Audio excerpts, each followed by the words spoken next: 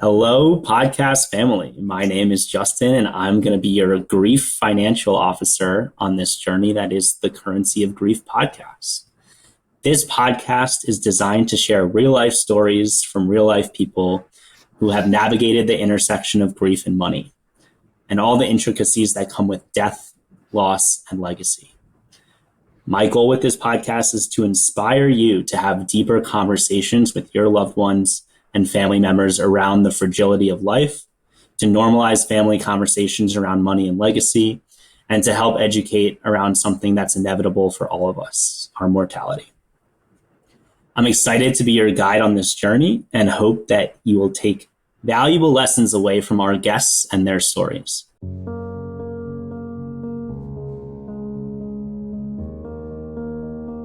So without further ado, let's meet today's guest. I'm humbled and honored to be joined in the virtual studio with Sarah Grifferty. Sarah is the founder and CEO of LooseEnds and a founding partner of Build Coalition. Sarah, thank you so much for joining me. Yes, thank you, Justin, for having me. Happy to be here and talk about these taboo and difficult topics. Oh, yeah. Yeah. We met through a mutual connection, someone you went to MBA school with. And a lot of times, or sometimes it's the first time I'm talking to someone about these taboo topics on this podcast. But you and I kind of bonded over it. We dove in deep immediately. And that's why I was like so inspired to have you on the podcast. Yeah, I feel like there's a lot of corners to it. And we've touched a lot of them, but hopefully some of this today will be helpful for anyone else listening too. Yeah. So since the two of us kind of go straight to the point and dive into the grief story, I want you to tell us a little bit about your grief story and sort of why I asked you to have you on the podcast, and I'll let you take the floor. Yeah, thank you. So I have experienced grief from a lot of different angles, but really it's the personal experience that I've come with, and that's how I've come to know it. My dad died when I was 19. My mom died when I was 23. So there was about 3.5 years in between where I saw, and then, for years after, I suppose, where I just saw so much of death and dying. And these weren't the first deaths in my immediate family or my immediate circle. But they were obviously, for many reasons, the most impactful. And I would say, by and large, my whole life has now been shaped by that.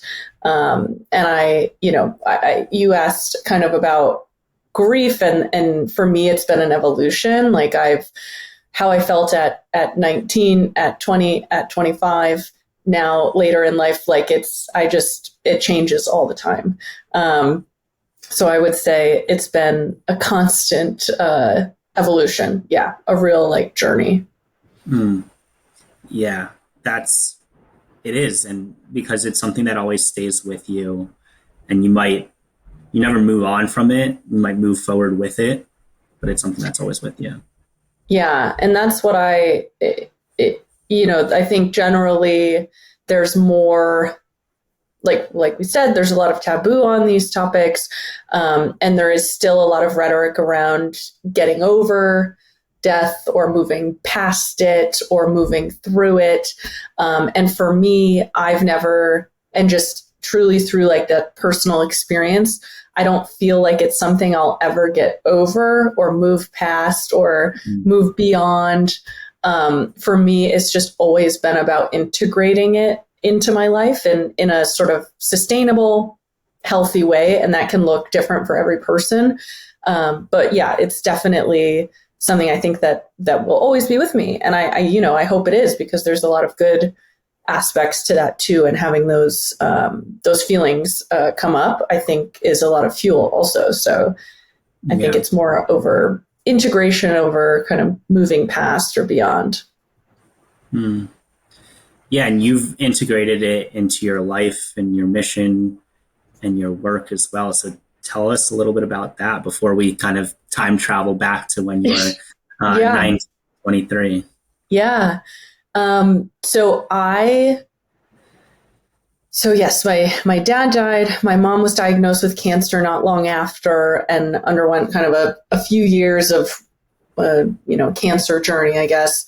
And fortunately died. And after her death, I became a co-executor of her estate with my brother. And we spent about 4 years, navigating, it was actually over 4 years, but navigating all of the logistical pieces of what it really means to wind down someone's life. I think we package it in these more digestible terms, estate, and it sounds very financial, and it's really not. It's just closing down a person's life, from everything, all the accounts, of course, but also the magazine subscriptions and the personal possessions and the property and all of that. Like everything is kind of involved. And at the time, this was something I was just purely going through for many years. And it just felt awful. Like it felt to me like I couldn't even grieve. We're here talking about grief, and it's funny because in those years, I feel like I couldn't even grieve because I had so much to do. I had to-do lists. I had responsibilities. I had new roles that I was taking on. I couldn't even grieve. It almost felt like a luxury to do that, which it now, I'm like, that's awful. But for me, these sort of like logistics, these practical things that kept coming up were really like the salt in the wound. It's like you've already experienced the worst thing, right? This incredible, meaningful person in your life has died. And now please go wait on hold with the bank for an hour and a half or get disconnected after the third try and have to start over, or, figure out that there's mold in this place and now you have to reduce the property value by so much. All these things where you're like, oh my God, this sucks. Like, this is awful. And it wasn't until, I really moved out of the epicenter of this whole experience that I was going through, that I really started to see it in a more practical way. And I thought, it's so weird that there's nothing out there for people going through this sort of thing. And that's really when I started like planting the seeds for what is now LooseEnds. And then in time, also recently now Build Coalition, but really that was the beginning of what I saw as, this is a huge problem. It's a huge need. I experienced it. I talked to many, many other people during that time who also experienced it. And how wild is it that we are still stuck in like the 1970s with regards to these things? And why can't it be easier? And that's just when I was like, I don't know, I guess I could try. And so this is just me trying. Yeah. Wow. That resonates, and I empathize with like everything that you just said. And I know hundreds, if not thousands of listeners will like that, because everybody goes through it. It's inevitable. And so the fact that I made a presentation 2 weeks ago, and my first line was like, your number one job logistically is to grieve. And Yes. there are so many things that get in the way of that. So many. And I think sometimes it's important and meaningful, to have those distractions, but also it's like, maybe we could have better distractions than the headbanging reality of like talking to the third customer service agent that day, right? So it's like some of these things, exactly. Some of these things hold meaningful space kind of in where what the process is like.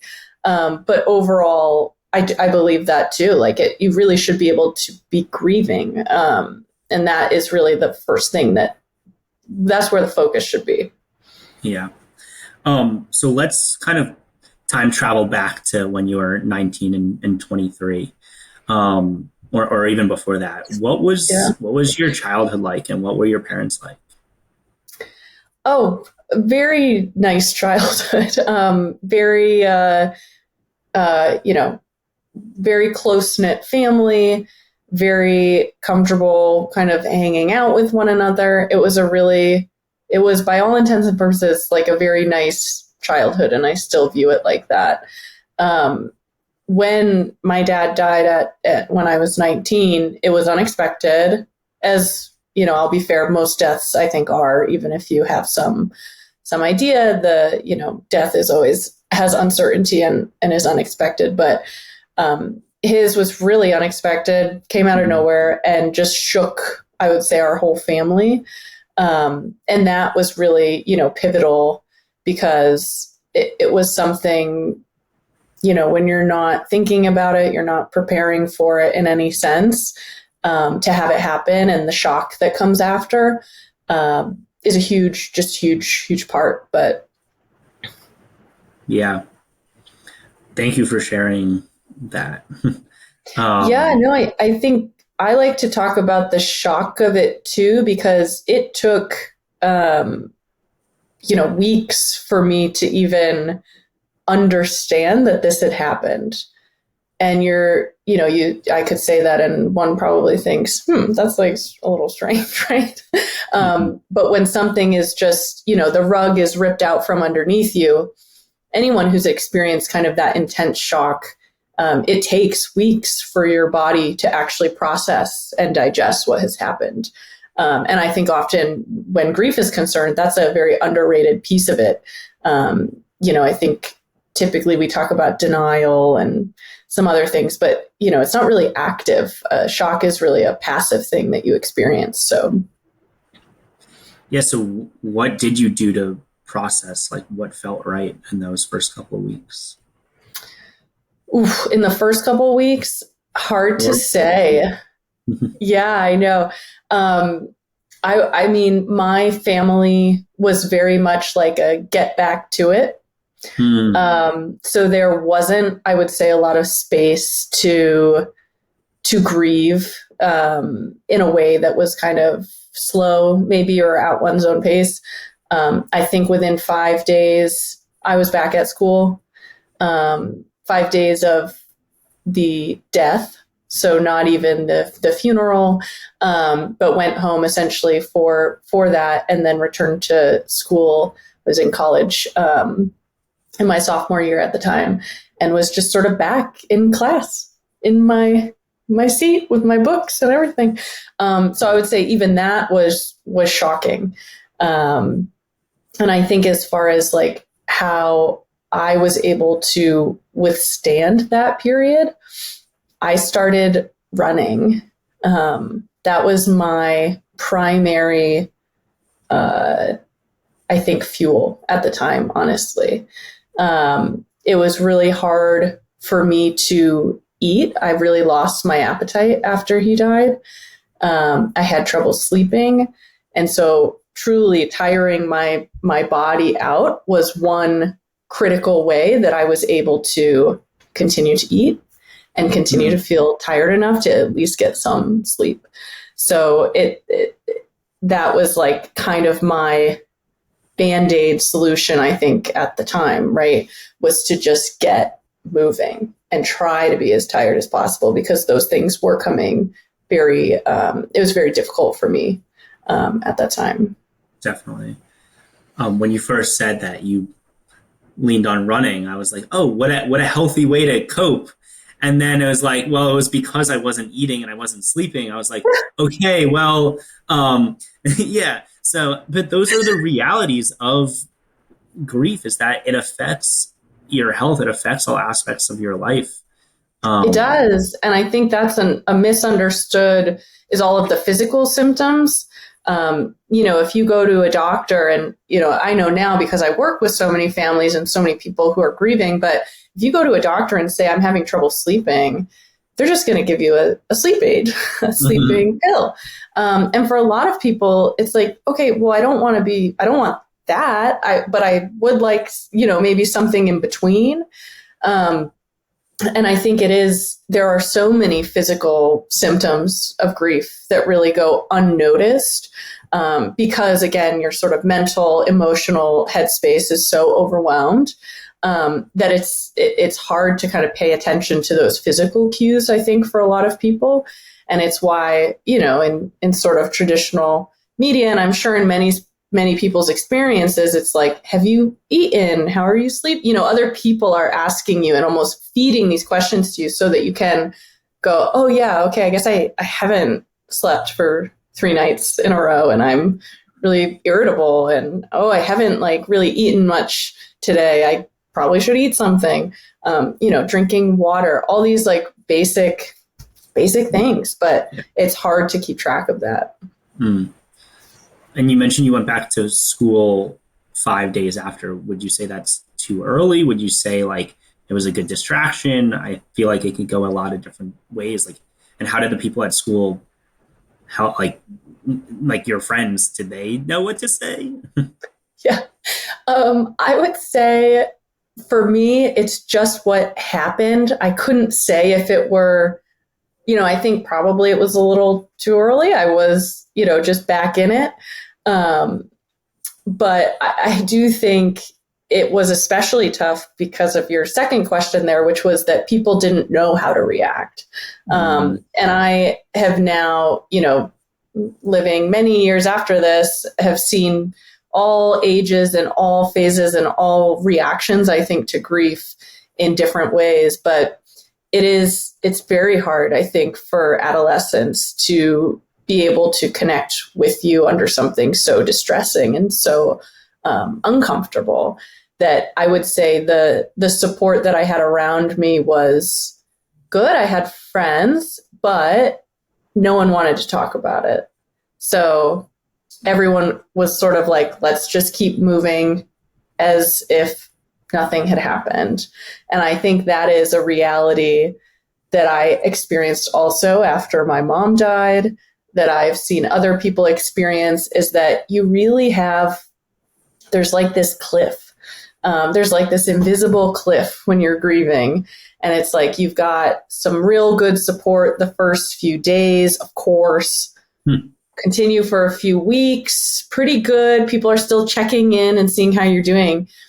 And then shockingly, it's a month. It's 4 to 6 weeks after, and you're off the cliff. There is no one's really checking in. I think there's a lot of hesitation around continuing to bring it up with people, who aren't the primary grievers.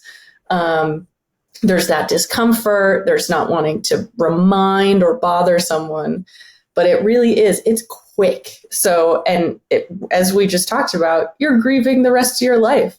So you've got about 4 weeks where people are even able to talk about it with you. Man, that's tough. That's tough for any person. Right.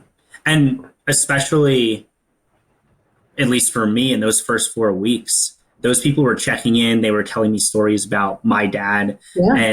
And I was I didn't want to hear it. I wasn't ready to hear these stories. I wasn't ready to be checked in on. I was hey, none of you are going to solve this problem that was happened and that I woke up and that this was the case now. And so, and then call it a couple months later, you're like, where did everybody go? I thought you were going to help me solve the problem. I know. There's this major, it's crazy because for as much as we talk about, the right and the wrong things to say while grieving, and I'm a big proponent of, let's educate people. Let's talk about better ways to say things.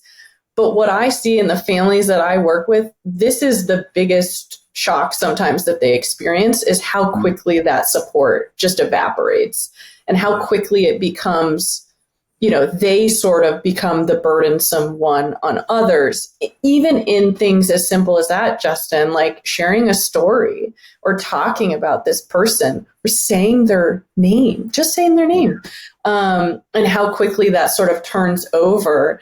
And that reality for people is so distressing to digest. That is just such a hard thing to feel like this is still such an everyday, every moment thing for you, and for everyone else, it's not. And that sort of gulf is really a really hard thing, I think, to handle. Yeah, we should. It's true. We should definitely make like a grief cliff graphic or something like that. Yes. This is a good idea. I mean, everyone I've talked with about this is like, oh my God, yeah, that is what happened. Yeah.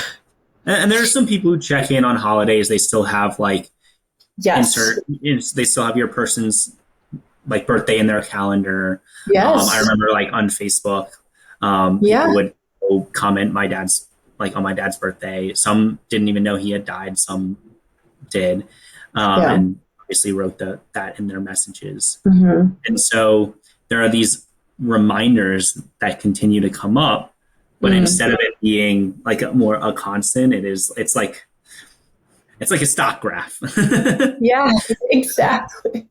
It's true. And let's say if 75% of your community is at least reaching out or supporting you in some way in those first few weeks, it's probably like the 2% even that come back on those special days or those meaningful moments, or even just thinking in their own lives about memories of that person. It does become such a smaller portion of, I think, who originally may be impacted by death.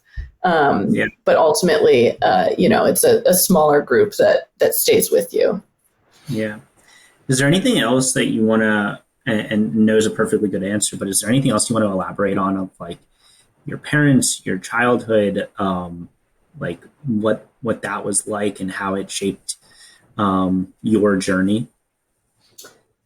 Yeah, I mean, I think, I had said this a little earlier. This wasn't the first death in my family. We had some other deeply sad deaths of extended family.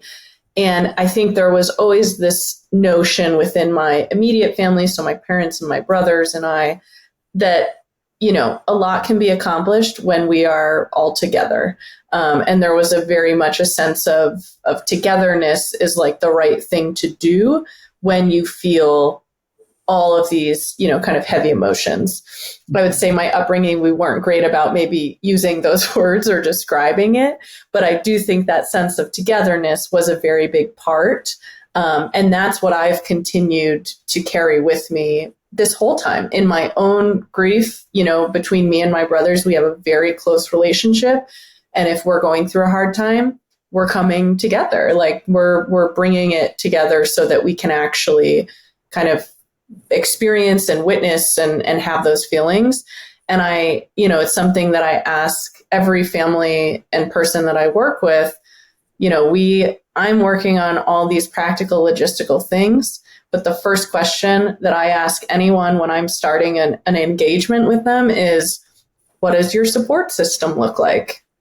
What's your togetherness picture, right? Like, what does it look like when you feel you're being supported and held and have that? And so for me, that's been a huge part of it. And I think it's really kind of transformational in how I see grieving and what is helpful.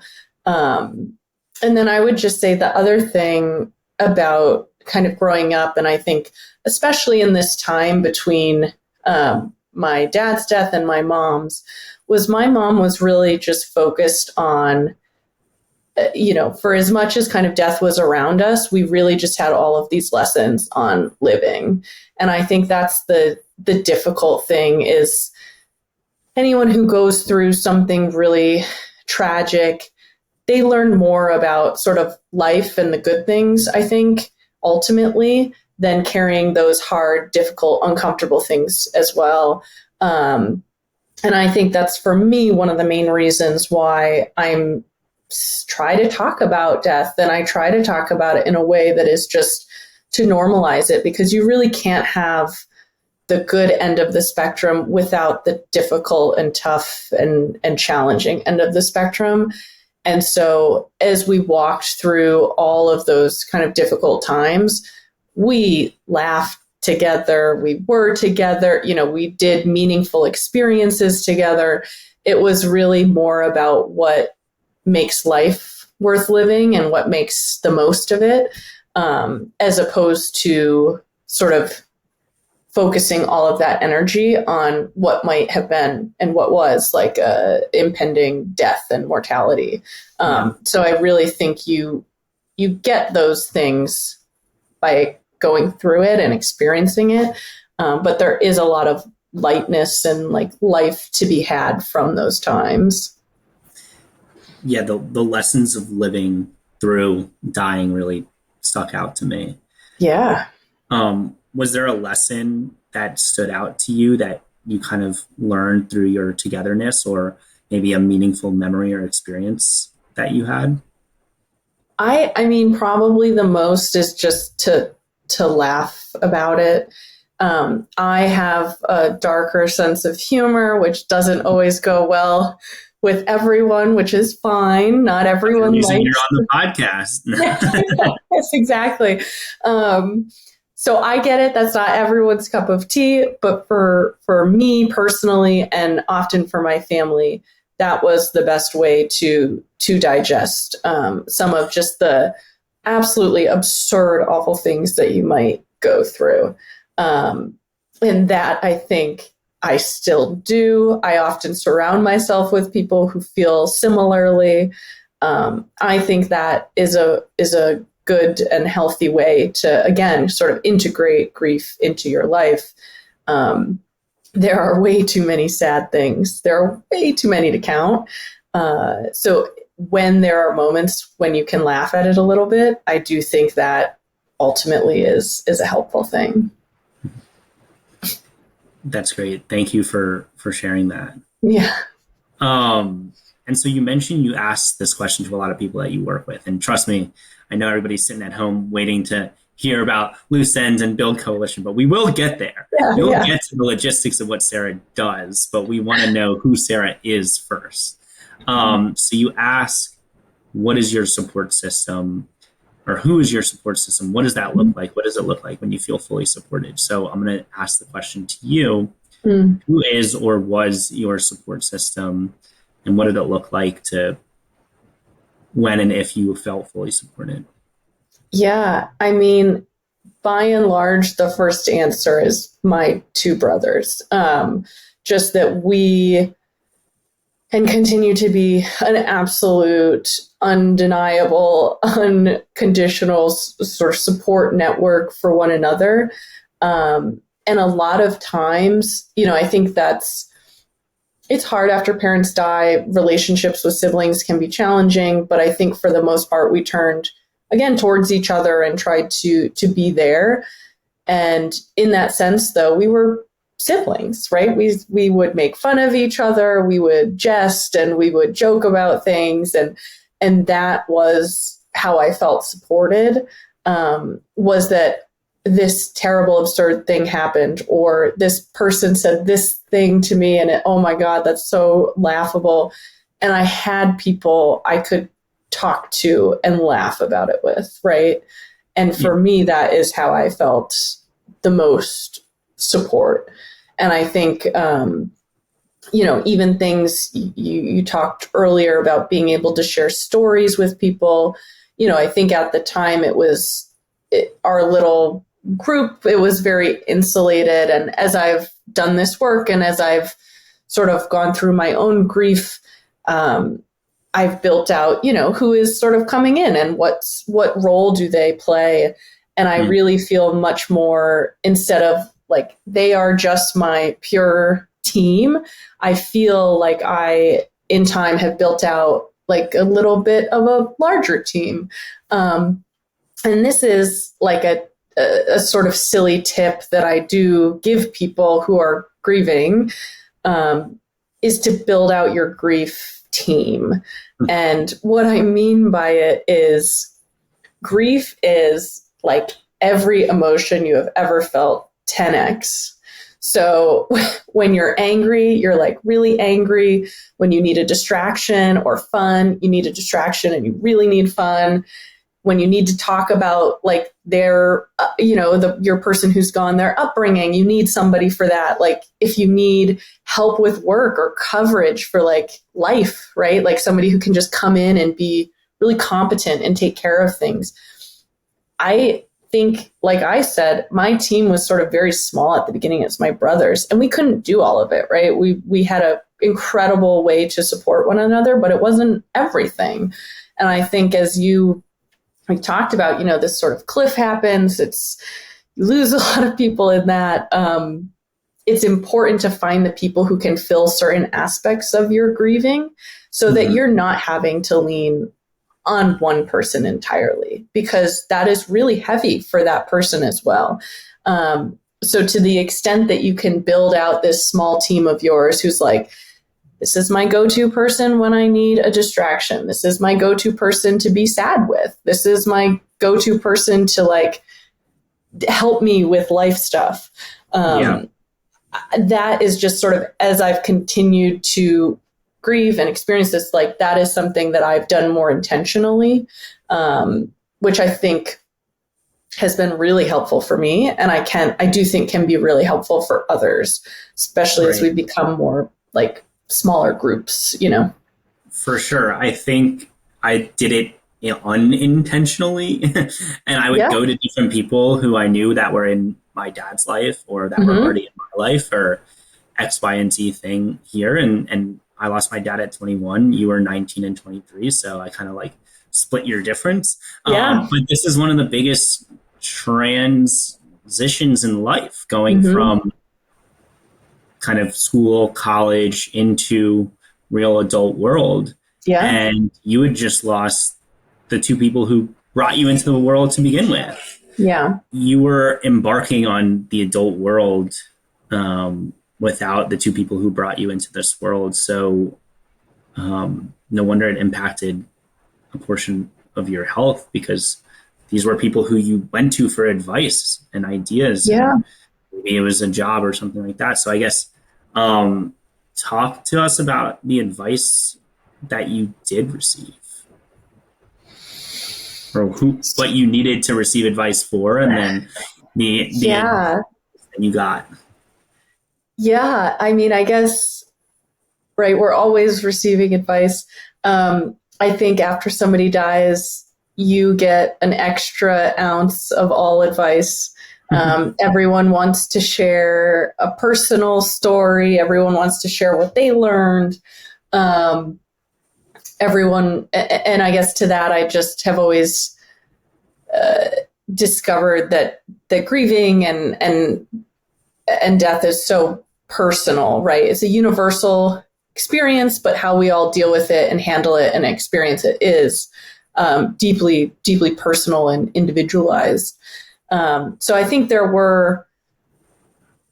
all categories of advice you're going to get, to the generalized ones of, time heals all wounds, found that one to be false.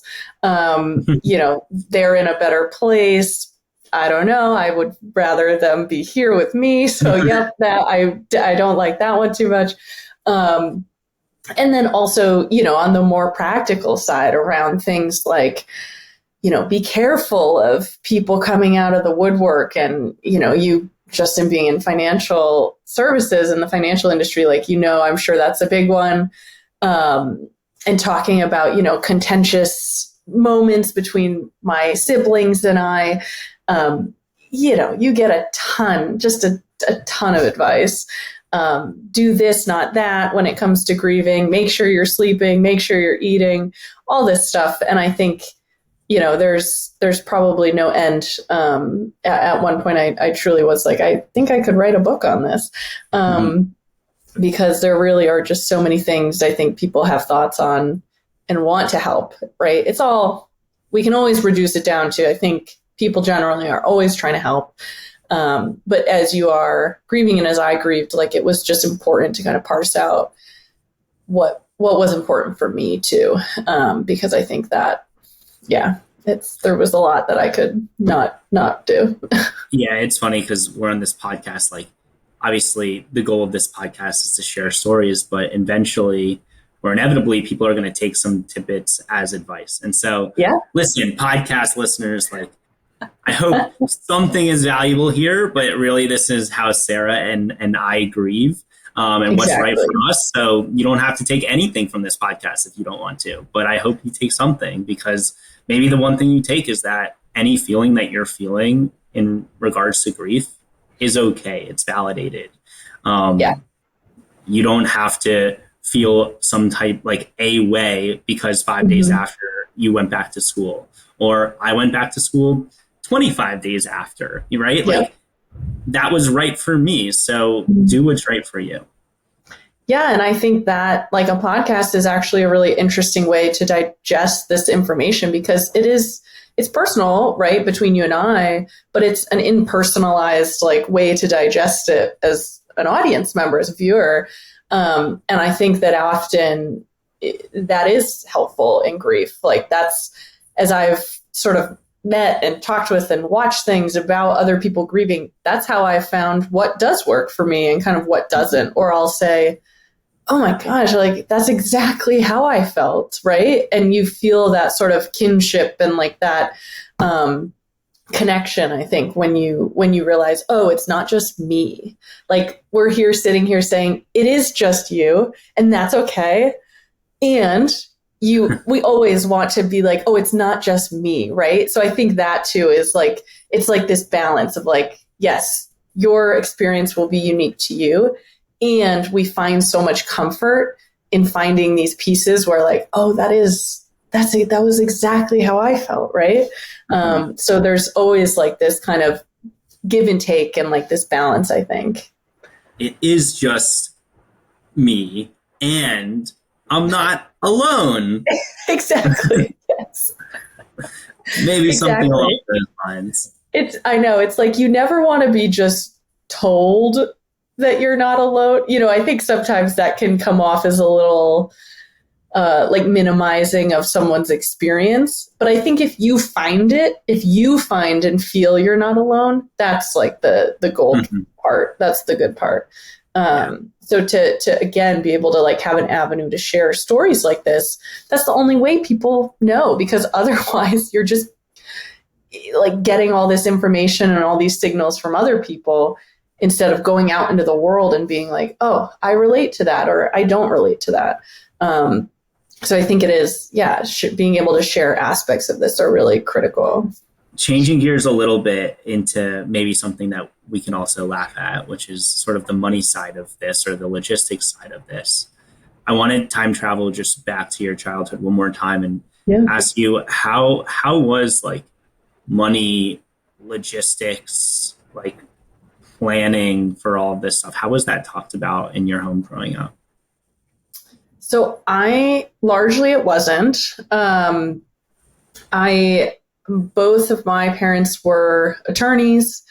I believe my dad, even by study, was an estate attorney, perhaps. I'm like still a little, he did many things. So he didn't actively practice that, but it was something that I'm sure was very apparent and, aware to them. To us, it was very much not apparent to us. So, and by us, I mean the kids. So I would say we were not a family really that talked about it, except for the things that sort of got translated sort of casually. This is one thing I feel, and I've talked about sort of since then, is, there are big conversations, right? Estate planning, finances, the logistics of all of this. What do I want? Where's my funeral? We can talk about all of those things, but there's a lot of hesitation, right? And I saw it with my family. Even when my mom was sick, my dad had died, my brother was still in high school, we still had trouble having those conversations, right? Those are three things that you'd be like, okay, I think that's time that we're having the conversation. And it was still hard. So to me, I've always found that you can still pass on information without needing to do the whole, let's get out the documents, let's go through everything. And sometimes those are actually the ways that we digest the information as well, the ones who need to receive it. So I'm a big proponent of passing things on through little quips. And again, back to this sort of humorous part, I think it's important. And you know, like this is this is extremely dark, but like, maybe we'll cut this. But my I'm keeping the maybe we'll cut this in. my mom growing up, you know, fully healthy, all of this, she would say to us, you know, when it's time, I don't want to be a burden. And she would say, you guys can just take me out back behind the shed and shoot me. Which is really aggressive, right? That's really aggressive. But we always laughed about it. It was very light. And when it came time that we had to decide what her health future was, no, we did not go out behind the shed and shoot her. This is not my acknowledgement of crime. Yeah. But we knew that she didn't want to be a burden. And we knew really meaningful things from that one phrase that she would say, you know, every once in a while. So I think, and same, you know, my dad would say things about finances, what, you know, the importance of money to him and what it meant. And it was really just to do things you love. So when it came time to understanding how are we handling finances? How are we thinking about this? How is the constraint of everything we're feeling? We also had inherited that feeling, that idea that, you know, money is just a tool. It's just something that we have. It's not everything. And we don't need to be kind of living in fear because now our financial picture looks a lot different. So I think those are things, and it's one of those reasons, like, again, I think you can be having these conversations all the time without having the docs out and the specifics. Exactly. Yes. Mm-hmm. Without having it be too stressful and too overwhelming. I think we are sending these messages within our family all the time. And that I think is just as important, right? Because you can have, sometimes people have all the docs, they've dotted all the I's, crossed all the T's, and the family gets those docs and they're like, wait, what? Mm-hmm. Or wait, I didn't know they felt this way. Or are you sure this, like, when did they write these? Or when did they make these? And it can almost feel completely different from the person we knew. So there's, I think, value to both. But I would say for me, that was something that was kind of how I learned what these bigger pieces were about, how they wanted to die, what life looked like after, what the sort of meaning of these, like some of these logistics were. And that to me was like helpful, but it was never like a sit down dinner table conversation. Right. Well, it sounds like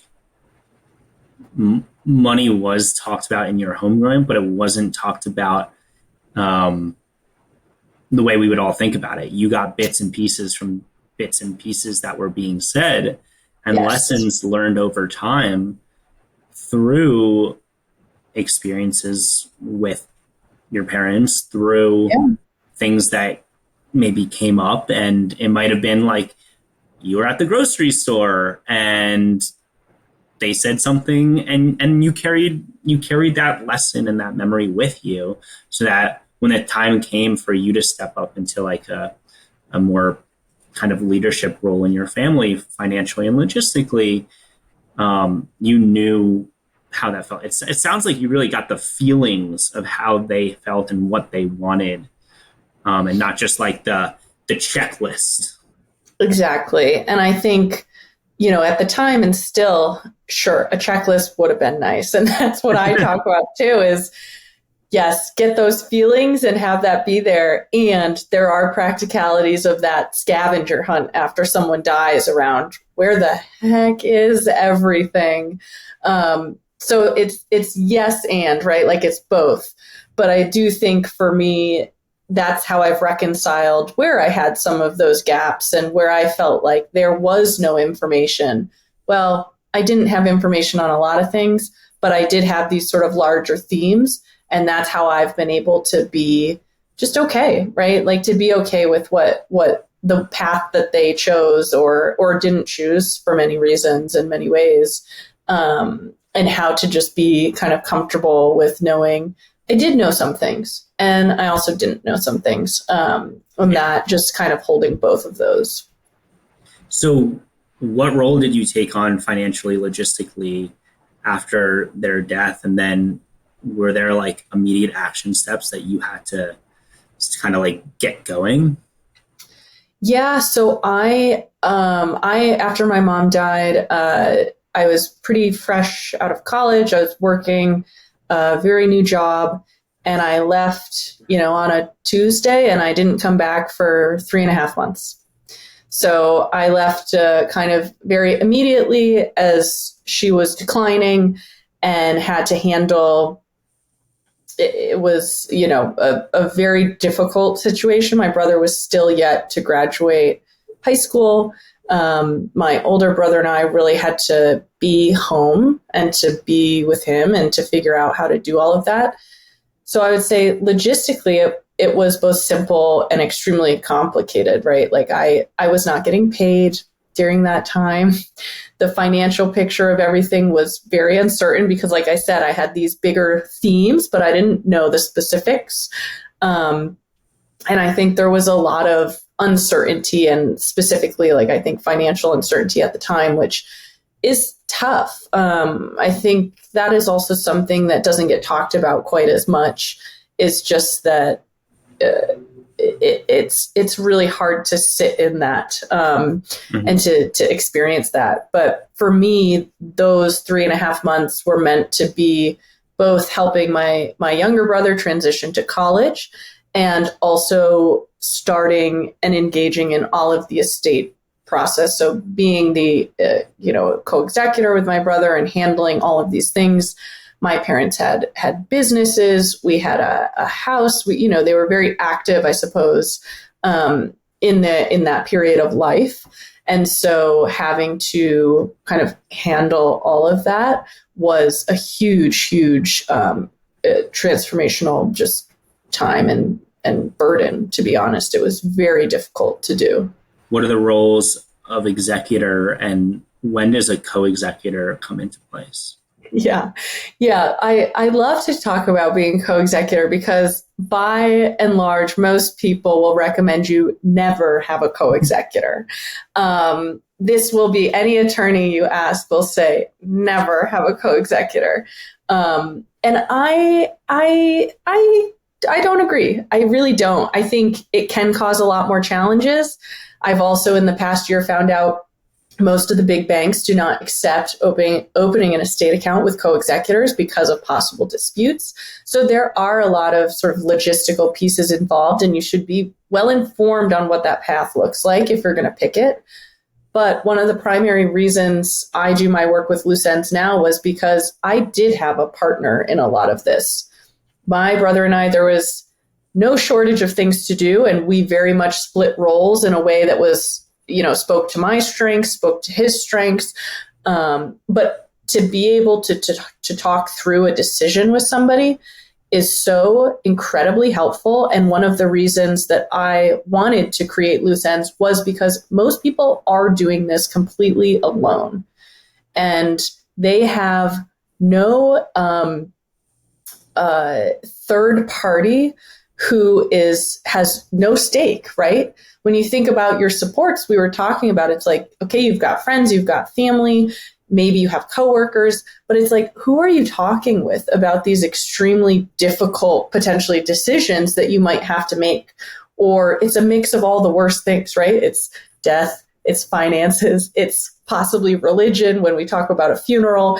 These are things they say right off the bat. Never talk about these with people that you know, right? So having that partnership as a co-executor, I found was one of the most beneficial aspects. And I think my mom knew that, right? She named us in order to ensure that we were not doing it all alone. And that for me has been a big part of LooseEnds, is ensuring that no one person has to do this alone.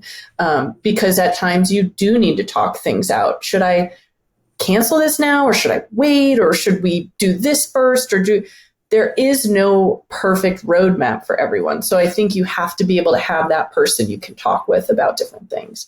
So yes, I would say that it formed and shaped completely what my experience was. And I think a lot of people have had much more isolated journeys with this, which is really, really challenging. But to sort of backtrack, yes, the executor is the person that we all, as being people who are alive, we can name somebody in our estate planning documents, in our will, to be our executor. This is specifically, typically in lieu of it would be different if you have a trust, you would then name trustees. But even when you have a trust, in almost all cases, your attorney will draft a pour over will, and it will name somebody in that, probably the same maybe as your trustee, but somebody who will do all of this stuff. Like there's, I'm sure, a perfect legal way to describe it, but it's the person who has the legal responsibility to engage in closing down all aspects of your life. And that piece is important because you need to have often that legal authority to act on behalf of a person who has died. People who die without a will, there's a different process, and you go through a bit of a different a process just to get named into a role like that. But it is the person who has both the authority and the responsibility. So I say responsibility too, because it's not just like you can do these things whenever you want. There are set times and rules and things that you are expected to do, like file their final tax return, which is always a surprising one to people. Yeah. But of course, these are, you're thinking of so many things, and there's so much more, I think, immediately, especially if you're an executor that is a beneficiary or an executor who is within the family, you're impacted in such a different way. And you're thinking about so many things that you may also not be thinking in that more practical sense of, well, legally, I actually have to file their tax return. I have to do these other steps as well. So there is a big responsibility there. So massive responsibility. One thing I want to share in jest is that you said we weren't going to bring the taboo topics up. So we were talking about death. We were talking about money. We were talking about religion. You brought up taxes. So maybe a little bit of sprinkle a little politics in there. So we could just, what other taboo topics are missing? I think we got them exactly. all. You get all of them. Yeah. My dad died without a will. And so what's different is instead of being executor, which is named in the will, I became the personal representative of his estate because I had to petition for it because there wasn't a document in place. And then one of the things you mentioned, you weren't necessarily going through this alone. You had a partner, like your brother, who was there alongside you and making decisions. And so, how did you delineate tasks? Were there any disagreements? Because you started off by saying most people don't recommend a co-executor, probably because they have heard or have experienced disagreements. How did you delineate, what are your strengths, what are your brother's strengths, and how did you delineate the logistics, tasks, and responsibilities based on your strengths? I mean, there were probably so many ways. I think for those first few months, we were going to all meetings together. We were doing everything at the same time. We were able to talk about things after. And I would say for the most part, we were always aligned on what the sort of bigger goals were and how we did things. But there's always topics where it's just hard to talk about, sort of emotionally fueled topics. And this is often the stuff and property. So we had some, I wouldn't even say disagreements, but we just had no idea what to do. And we had different feelings on when do we sell the house? How do we handle it in between? And I think there were other, at the time we were both not living in the area where my mom died. My brother was on the West Coast. I was on the East Coast. My mom lived on the East Coast. There were many things that just became easier for me to do. because of that. So even those realities of like where people live and what their jobs are and those just even informed sort of what tasks we were taking on. But I think for the most part, we did like a really good job of, even where one was doing something else, we were keeping each other in the loop at least.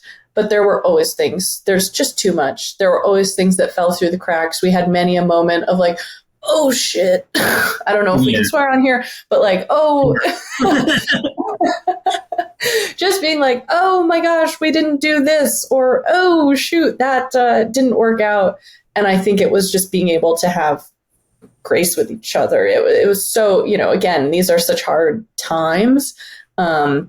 It is hard to kind of divide and conquer, but I think we ended up with like a good flow.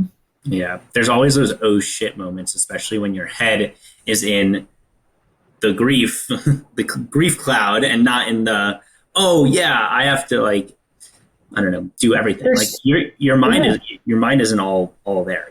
It's in 1,000 different directions.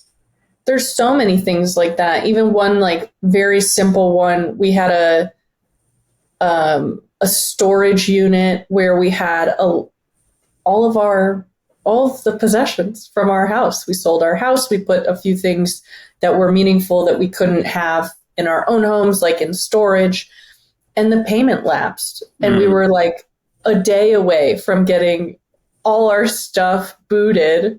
We are living hundreds, if not thousands of miles away. We're doing all of, it's just, I mean, the amount of those situations, that is just like a very simple, isolated one, just doesn't, like so many times things like that would come up. And again, it's because you're dealing with a person's life. And if you even sat here thinking about your own life, like, I've got accounts, I've got streaming, I've got this, and you're trying to handle all of it. Like there's so many things like that. It's why I try to always tell my clients, like you have time and there, you can always figure it out, right? Like every oh shit moment that we figured out. Everything where you're like, oh my God, I can't believe I did this. You can figure it out. So like even something like that where I was like, wow, we almost just got all of our stuff like booted, we would have figured it out, right? So it's like, I think it's just, there are so many pieces and you are grieving. Like even if you're like trying to push it away as much as possible or distract yourself as much as possible, it's still coming in different forms. So. No, thank you for sharing that. Were there any, and one of the things that stood out to me that you said is just like, we will figure it out. And the thought that I had when you were talking about the storage unit was like, we're one day away and they're going to throw all our stuff out and they only take physical checks. Like something just like very nuanced like that is like, what the hell? Like you don't take a wire, like we can't wire you money or we can't like Venmo you or Zelle you. Like, oh no, it's a physical check only. You have to deliver it to our door and like your brother's in California or on the West Coast and you're hundreds of miles away. There's stuff like that that'll come up and like, you hope that people will work with you because of the circumstance and like, hey, I have this death certificate. Like someone just died in my life that I love. Like, just help us here. Sometimes they do. Sometimes they don't get it. These are policies, blah, blah, blah, blah, blah. Yes. I think that's huge. And like even something we finally, reached the end. We're about to close the estate account. Estate account is at a local community bank. Again, we're hundreds of miles away. And they say, oh, you have to come in person to close it. Are you kidding me? Like, Are you really? I have all this stuff. You've seen me in there hundreds of times. Like, we can't just close this thing from afar. No, you've got to come in person with this wet signature and we need to witness you do it. You're just like, oh my God. You don't know what I look like. Like, why do you? Exactly. There is no shortage also of things like that where you are just constantly being put, roadblock in front of roadblock. And that is a main reason of the work that I'm doing now is like, how is this okay? Like that we are just, again, this is theoretically the worst, if not one of the worst times in somebody's life.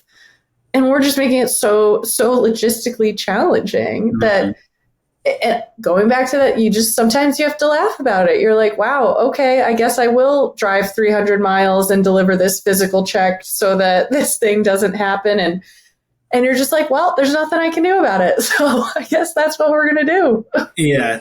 Tell them on the phone and say, hey, like, do you want to pay for my gas to come? Like, my plane ticket is $800 for me to get there tomorrow. Can the bank please pay for this? Yes.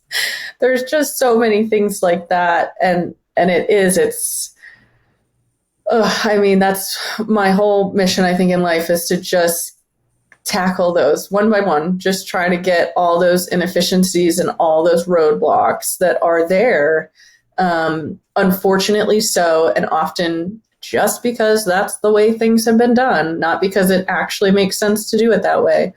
So that people aren't having this sort of incredibly the salt in the wound, right? Like that, like extra ounce of like unfairness and disappointment, really. Yeah. Well, thank you for the work that you do and sharing that story.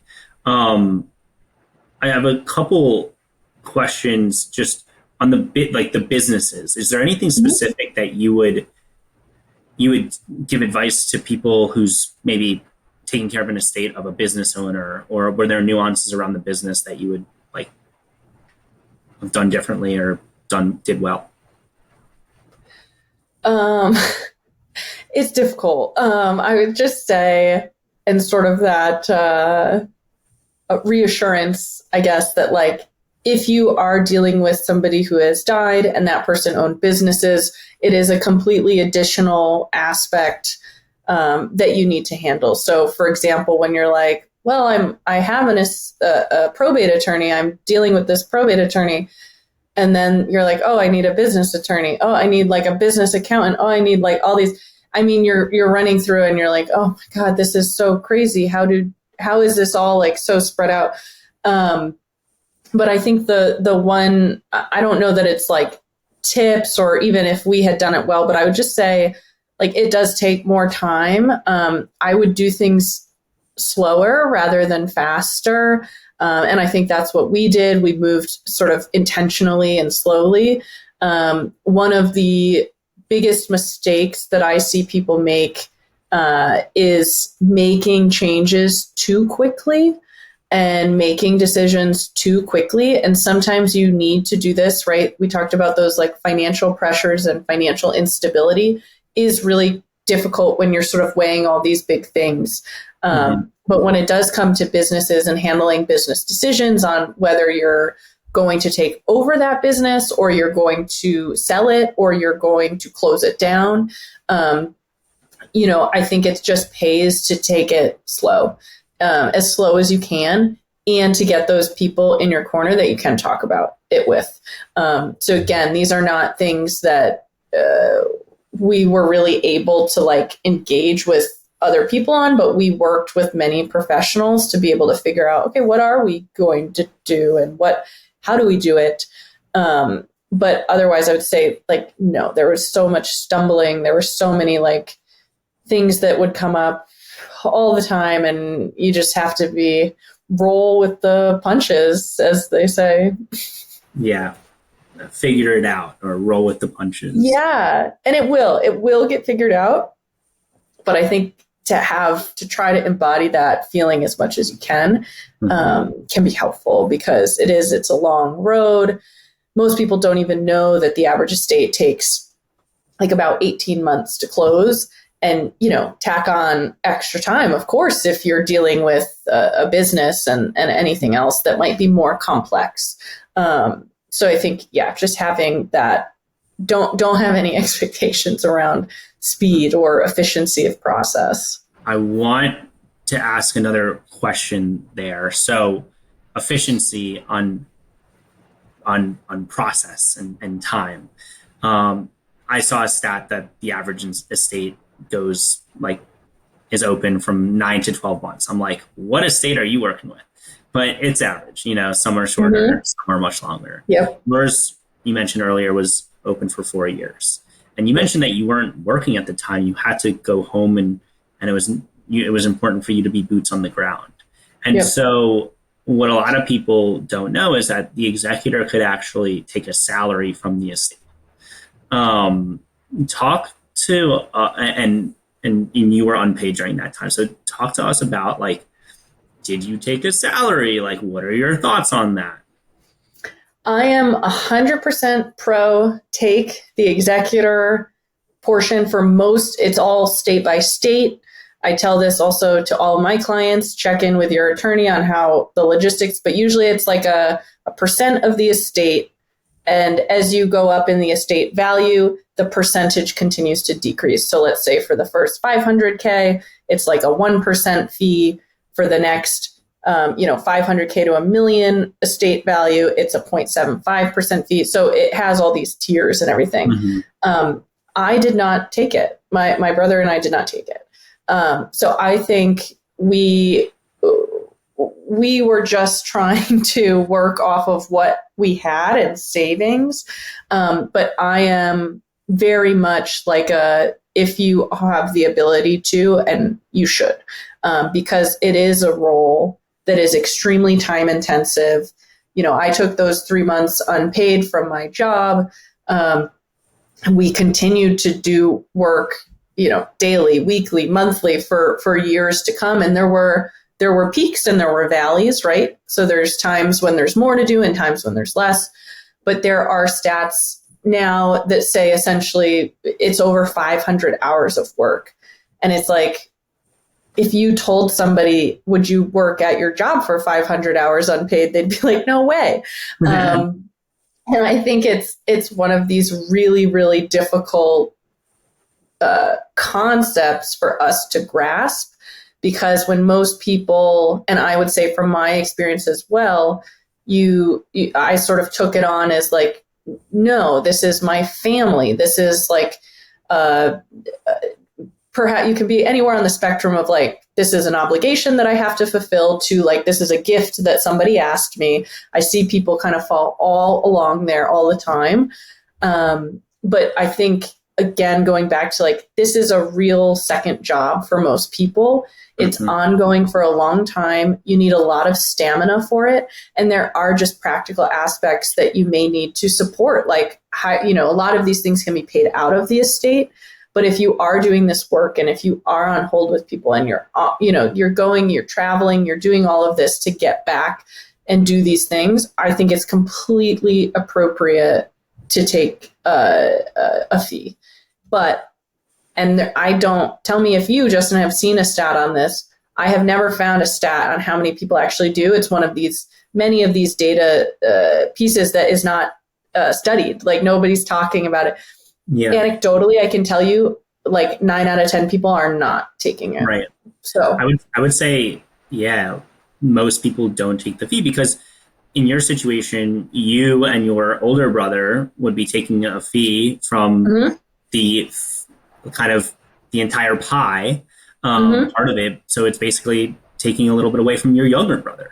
And for me, I would be taking a fee that would inevitably go to both myself and my younger brother. And so, if I'm pretty sure I'm correct, but you also have to, like, you kind of take a fee. So it's income. You get paid for that. So you potentially pay taxes on that. Exactly. And I would add to that, like, it is very much a tax decision as well. So a lot of people don't realize the tax implications around all sorts of distributions around death. But if you are taking this fee, I would definitely talk with someone about the implication to your tax return, your personal one, and what that means for when you take it and how, all of those things. I'm a big believer that it's like a lot of this is a tax discussion. Definitely. Same with inherited IRAs and stuff like all that. All of it. Yeah. So cool. Thank you for helping, like, going down that tangent, because I do think it'll be very, very valuable to people who are listening. Yeah.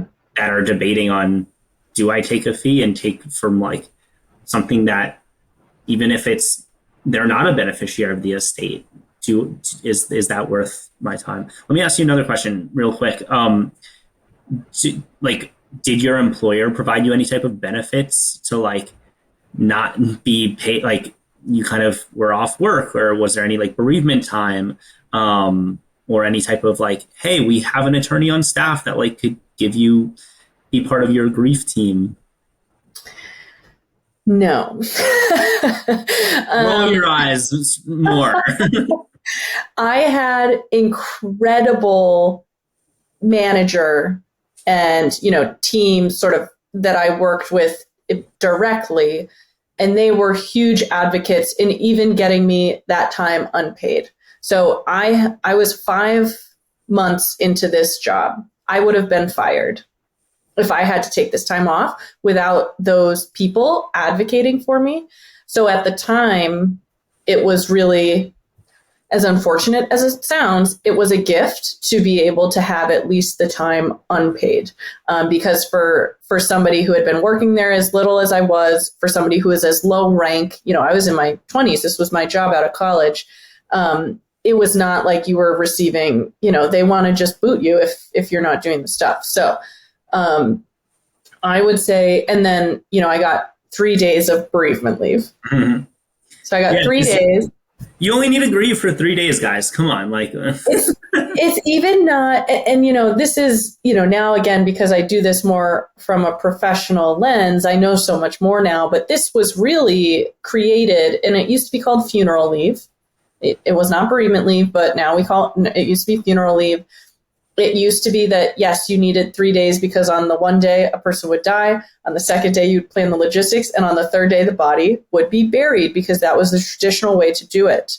And these things don't even in any way reflect modern society, which is one, people live far away, right? Like you need to travel, you need to coordinate, you even just needing to notify people takes time. You need to get to the place. You need to plan it, which now these things, there's all different sorts of disposition options. You have to decide if it's not been planned. You have to go vet funeral homes. There's so much more. Mm-hmm. And then, yes, maybe you have a final service, if even within like that immediate first few days. And then you have all this other stuff. You have every single other thing you have to do. And it's like, oh, well, I guess you'll be doing that while you're at work. So good luck. And then you're at the peak of your grief cliff, or your cliff of all the people like wanting to send their condolences and cards and like share stories and memories. And like, yep. For me, it was, well, I was in an internship, so I just sort of said like, peace, like I can't come back. But for you, I mean, it's like, or for anybody, after 3 days, it's like, what are you like meeting with an attorney during your lunch break and then coming back or like making calls for people like. That's exactly what it is. Yeah. And I mean, even having those months unpaid where I was working on this, I still had many things to do when I got back.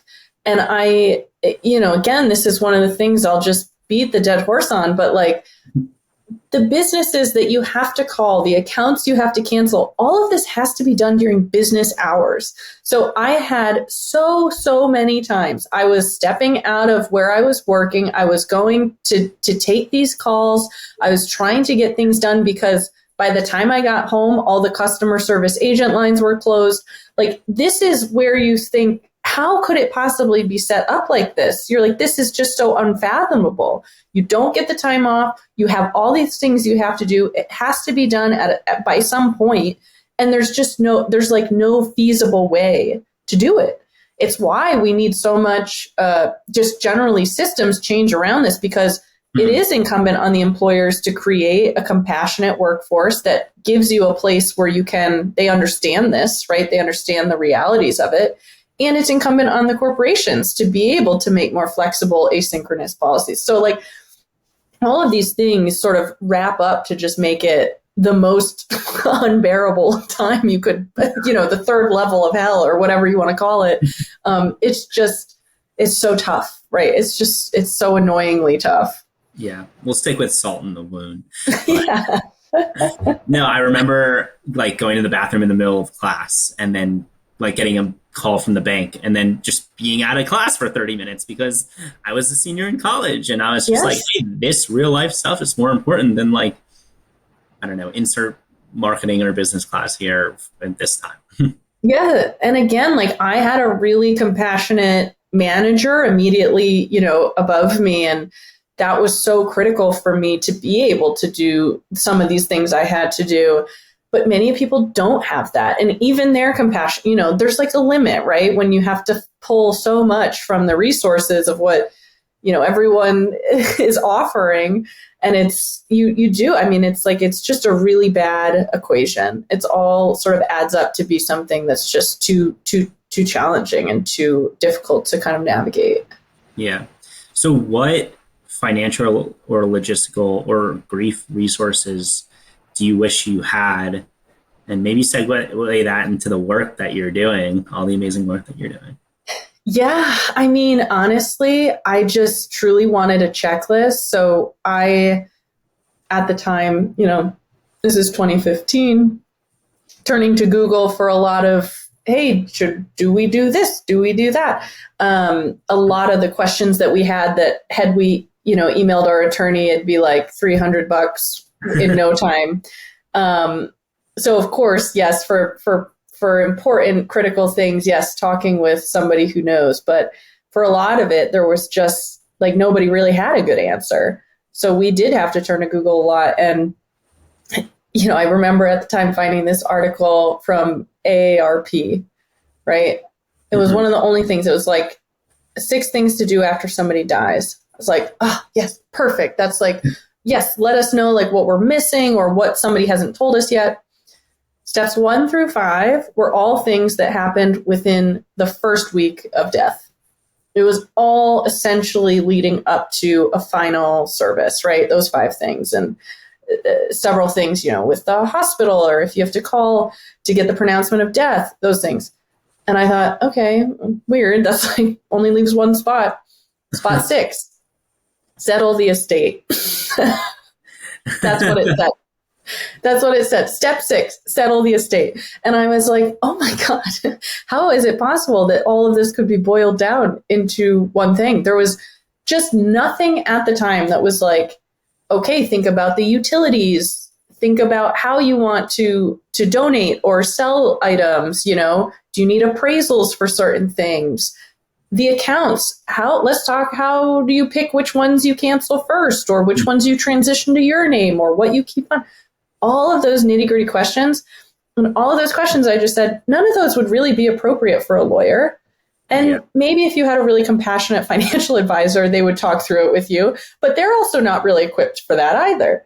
So it was all of that stuff which led me to why are there there's these huge gulfs and gaps between the professionals that are helping you, if you can even have access to those, right? To even have access and to be able to pay for those.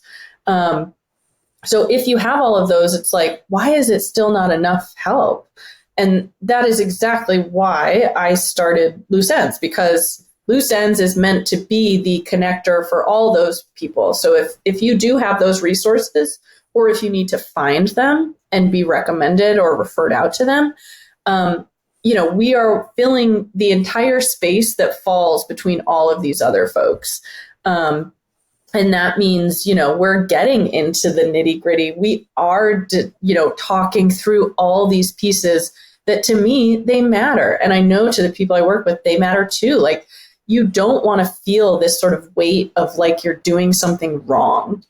And I think that is a feeling that many executors, trustees, personal reps, like that's what they experience. They're like, am I doing this wrong? Like, should I do this or that? Like, let alone even knowing what to do in the first place, right? So it's just, there's all of these things, and that's where we come in. We're a consulting service right now that supports families through all of these logistical components. And we work with all the resources you might have, whether it's a realtor, an attorney, financial advisor, an accountant. We're keeping all groups in the loop, because if we're not doing it, then it's on the executor. It's on the person who has to do it. And the coordination alone for all of this is next level. That's the job in and of itself. It's just getting everyone on the same page. Yeah. You're the one in the driver's seat, not really the attorney. And we always think that, oh, the attorney must be doing most of it. It's really the family who says, hey, dear attorney, did you get this form yet? You mentioned the other 2 weeks ago. Have we signed this yet? Is this in yet? And then after a little while, they're really not day-to-day involved in anything. Right. So that is, like, for me, that was what I wanted. I wanted to create something that I didn't have at the time and that I so desperately needed. And that's now what I'm doing.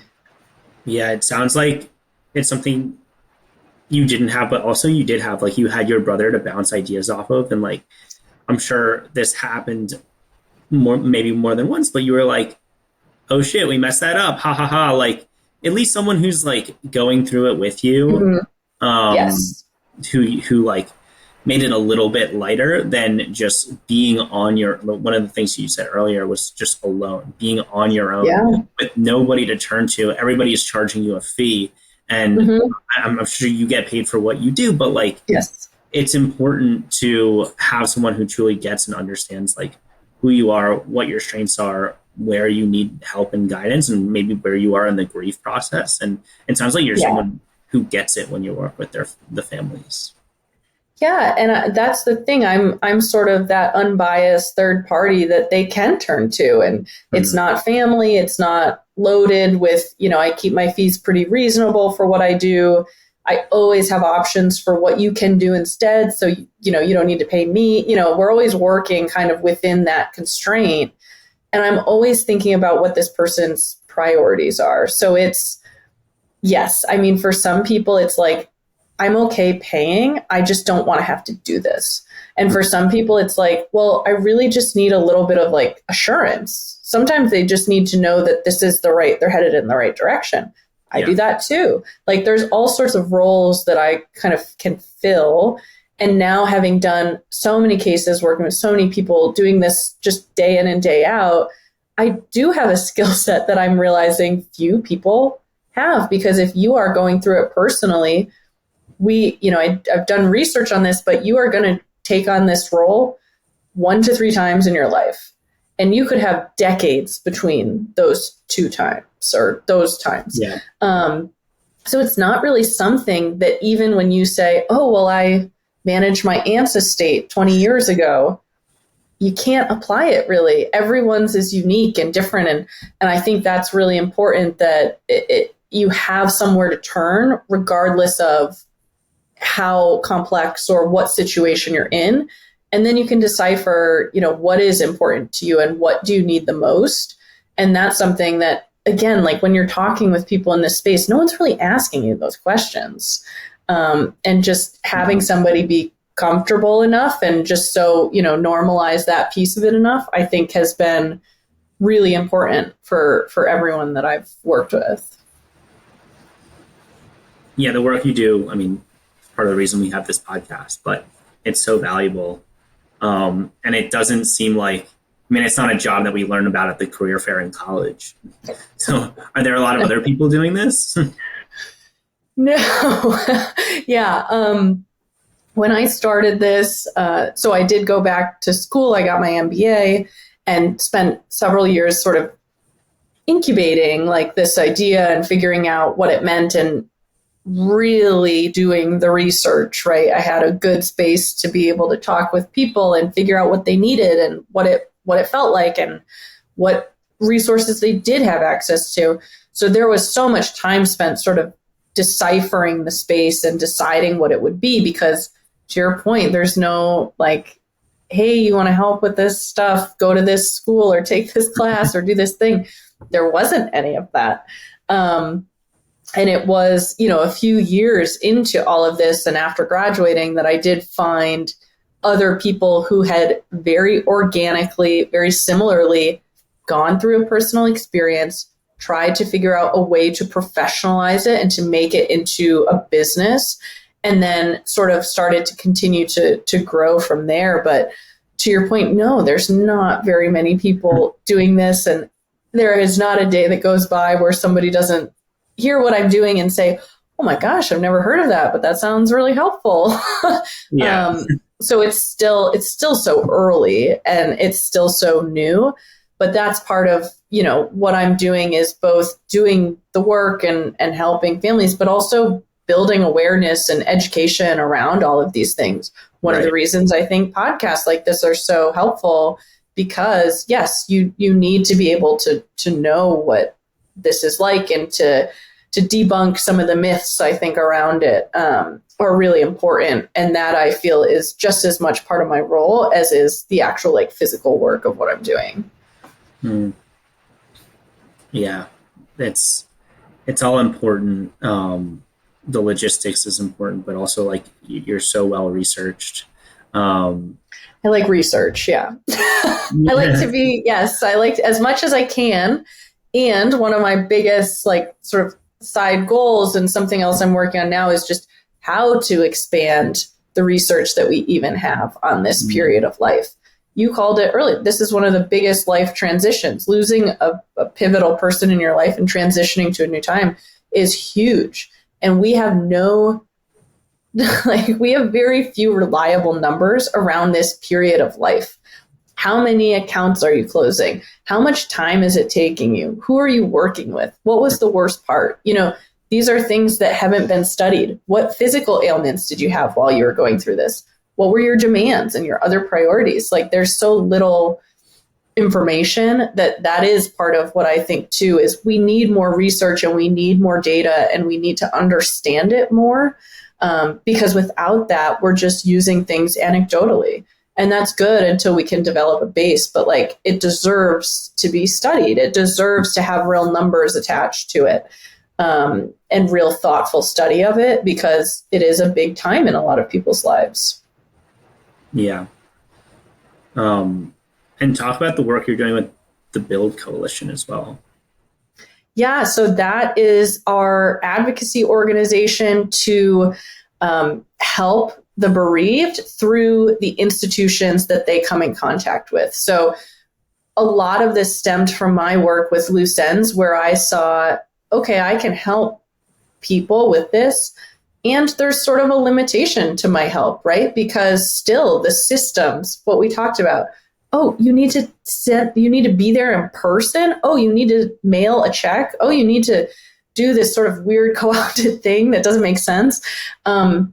It just became very apparent that there was a lot of misunderstanding on the corporate and institutional side that I wanted to address, because again, I'm I've been through this. This sucks. I got to keep going deeper, and Build Coalition just is that layer deeper, where we look at bereavement through 4 different lenses.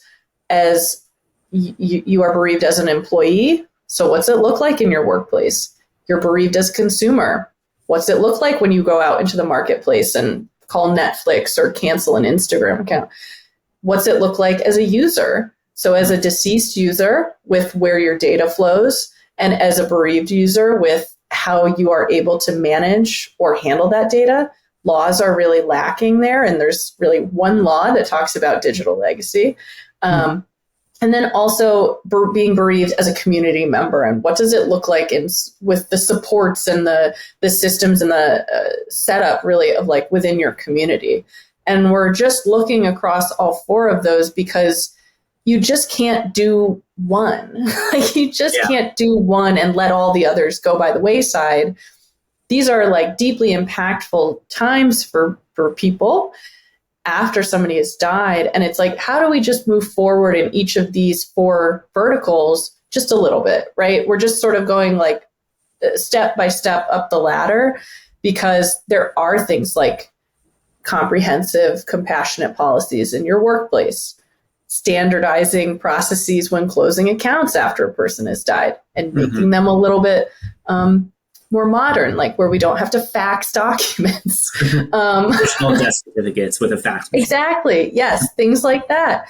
Knowing what and making informed decisions about user data after somebody's died, And then, where you're living and what community institutions are able to do to support you. Like our local library should be having talks on all of these topics, because there's just so many things like that we can begin to normalize that experience and have free and available resources for people no matter where they are. Mm-hmm.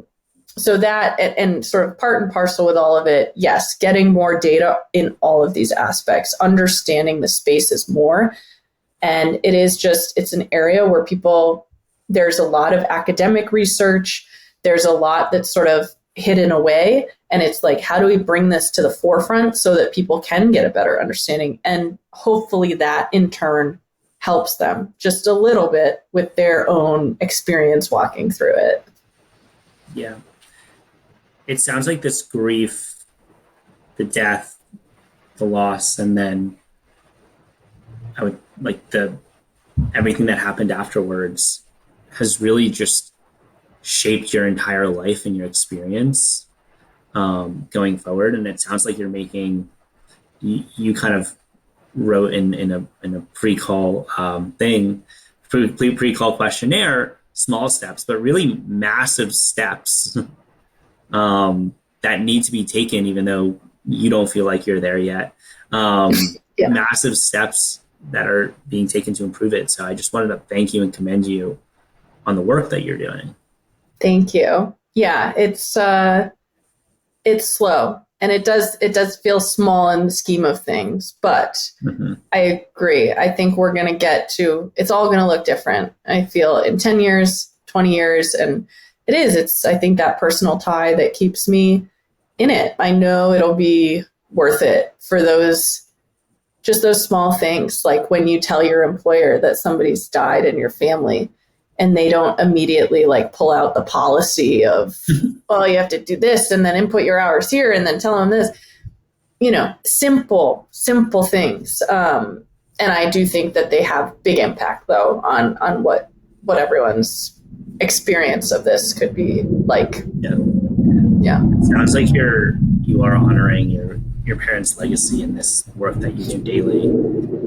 Is there anything else that you're doing to honor their legacy, the legacy of the people that you've lost and who have come before you? I don't know. I mean, yes, definitely this in sort of the professional realm, but I do think daily, I keep talking about them and I keep bringing them up. I think it's very normal to talk about people and who are not here anymore. And I hope that also becomes more of a normal thing instead of either, I don't know what to say or, I don't know how to react to this. That I heard once that, your relationship doesn't end with somebody after death. It just changes. It just changes into a different type of relationship. Mm. And I think that's true. So I think being able to tell stories about them and just being able to do this work has really kept me, tied and feeling like motivated, because it's all of these things that happened. I think I think we can use them just in a powerful way, and try to make it a little bit an ounce better for everyone else. An ounce better sounds like a big step to yeah. me and a lot of others. Yeah. And I love that your relationship doesn't end when someone dies, it just changes. I love that. Yeah. Do you have any other grief mantras or words of wisdom that you can, if someone comes to you and you get a call, I mean, and you know this probably very well, is like, especially working in the space, but when you lose someone, you become the call it poster child for everybody in your community who then loses that person or mm-hmm. those people. And so then you're the immediate person that they call. And so I guess, let's say there's someone listening who just went through a loss of both parents. Any words of wisdom or brief mantras that you would tell them, leave them with?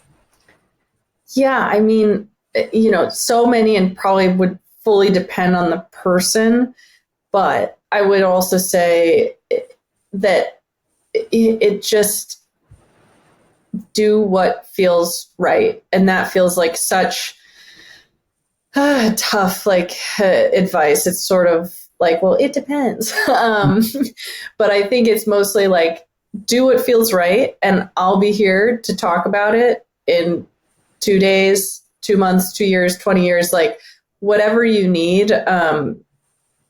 I think you just need to know that there are people who are there and can be there to talk with about it.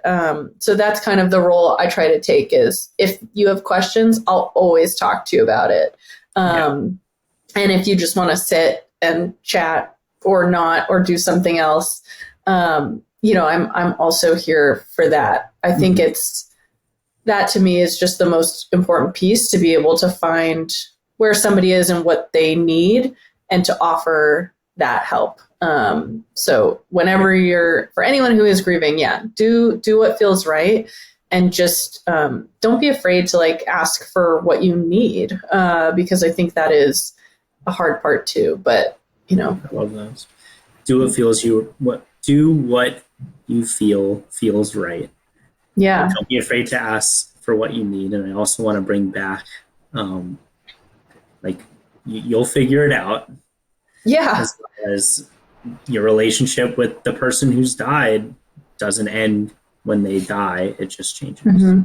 Those are amazing takeaways. Awesome. Sarah, thank you so much for your time and joining me on the podcast. How can people find you? Oh, so many ways. So you can follow LooseEnds on Instagram. I think it's LooseEnds Inc. and also LooseEnds Inc. on LinkedIn. You can follow me on TikTok. I'm Sarah at LooseEnds. Exactly. Yeah. Follow me on TikTok. I promise I don't dance. So that's where I draw the line. And then Build Coalition, you can follow us also on, I think at that name, on LinkedIn, Instagram, and we have a website, thebuildcoalition.org. And you can always feel free to donate if it's a mission that calls to you. We always appreciate that. And we're, continuously building up what we share with folks in that corner of what I'm working on. So I think that covers the basis. Sure, the online no basis. other ways people can find you, like home address. No, I'm just kidding. Exactly. Right. Yes. All emails and things are linked on the websites as well. So Perfect. Well, I'll link all of those contact information, tactics, strategies, ways to reach you in the show notes, so people can hear and follow what you're doing, as well as donate to the Build Coalition and follow along with the advocacy that you're building and growing in this space. Thank you so much for the work you do. Thank you for joining me on the Currency of Grief podcast. It's been an amazing conversation, and we'll see you next time, podcast family. Thanks, Justin.